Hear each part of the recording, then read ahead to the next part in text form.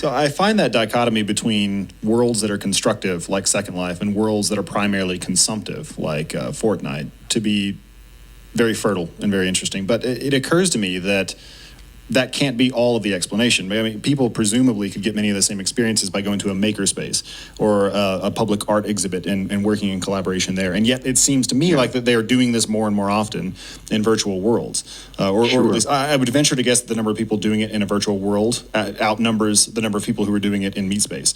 And so what extra factor is it that accounts for that in your view? Well, there's a huge number, but one that's very relevant to all of us right now is stability.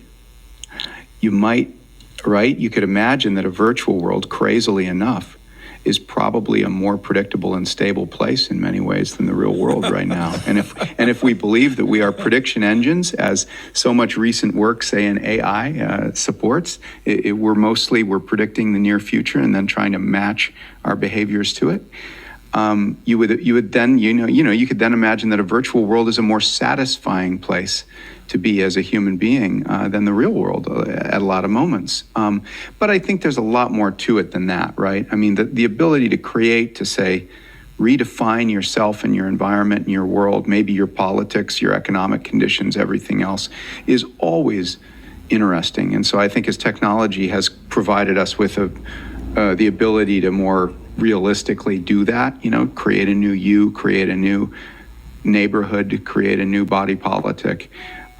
We are doing it more, and we are going to do it more and more, I think, as humans. So it allows a sort of experimentation, but in the context of a more stable world. Yeah, like should we have a universal basic income? Well, guess what? Second Life had one at the beginning.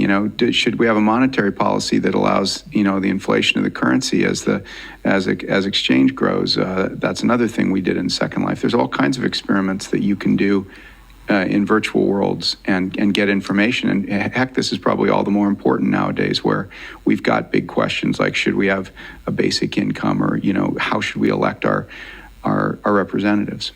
Oh, that's really interesting. So it allows you to play with macro level policies in a way that's a lot safer.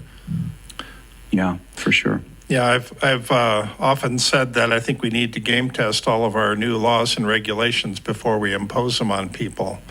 I think it would be a much smarter way. Now, there's not, certainly in game testing things, you can't test out everything, but you can test out, you find a lot of breaking points for sure.